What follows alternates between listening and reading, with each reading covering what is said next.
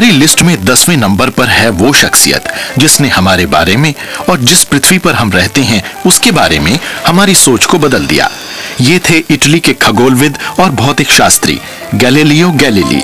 Galileo विश्वास से भरे और गुस्सैल इंसान थे, पर हैरत अंगेज चीजों के प्रति उनका झुकाव भी था और उन्होंने जो कुछ खोजा वो भी हैरत अंगेज ही था। उन्होंने आधुनिक खगोल विज्ञान की नींव रखी। गैलीलियो ने उस दौर में आए टेलीस्कोप को लेकर उसे नई शक्ल दी और उसका रुख आसमान की ओर कर दिया।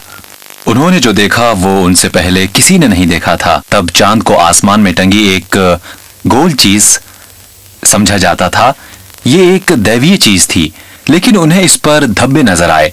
ये खोजें इतनी दमदार थीं कि शासन को लगा कि गैलीलियो का टेलीस्कोप एक किस्म का जादू है जिसे उन्होंने चर्च की ताकत को कम करने के लिए बनाया है। गैलीलियो ने इस सोच को बदला कि पृथ्वी ब्रह्मांड का केंद्र थी। इसके बजाय उनका कहना था कि ग्रह सूर्य की परिक्रमा करते हैं। उस वक्त तो यह थ्योरी हैरान करने वाली ही थी, क्योंकि तब तो हर कोई सोचता था कि पृथ्वी इस गैलेक्सी के बीच में है। साथ ही ये सिद्धांत चर्च की शिक्षा का आधार था।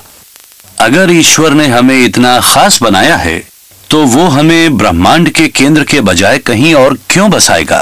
तो अगर इस मान्यता को आप तोड़ते हैं तो आप एक बहुत ही बुनियादी चीज को चुनौती देते हैं। गैलीलियो को रोम में धर्म न्यायालय के सामने लाकर उन पर विधर्मी होने का आरोप लगाया गया।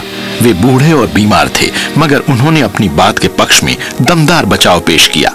लोगों ने उनसे पूछा, आप ब्रह्मांड के बारे में जो कुछ कह रहे हैं क्या वो बाइबल से अलग मत नहीं है? तो उन्होंने कहा, बाइबल आपको बताती है कि स्वर्ग कैसे जाया जाए, ये नहीं कि स्वर्ग कैसे रफ्तार पाता है। लेकिन चर्च उनकी बात से सहमत नहीं हुआ और गैलीलियो को अपने दावों का खंडन करने के लिए मजबूर किया गया। उन्होंने अपनी जिंदगी के आखिरी 9 साल अपने घर में नजरबंदी में काटे। ये थी अपने वक्त से आगे चलने की कीमत। आज गैलीलियो विचारों की आजादी के प्रतीक हैं, साथ ही सत्ता के खिलाफ संघर्ष का स्वर भी हैं। आखिरकार वे इस संघर्ष में जीत ही गए। वेटिकन ने ये बात मान ही ली कि उन्होंने इटली के खगोलविदों को गलत साबित किया था, लेकिन ऐसा 1992 में ही हो पाया।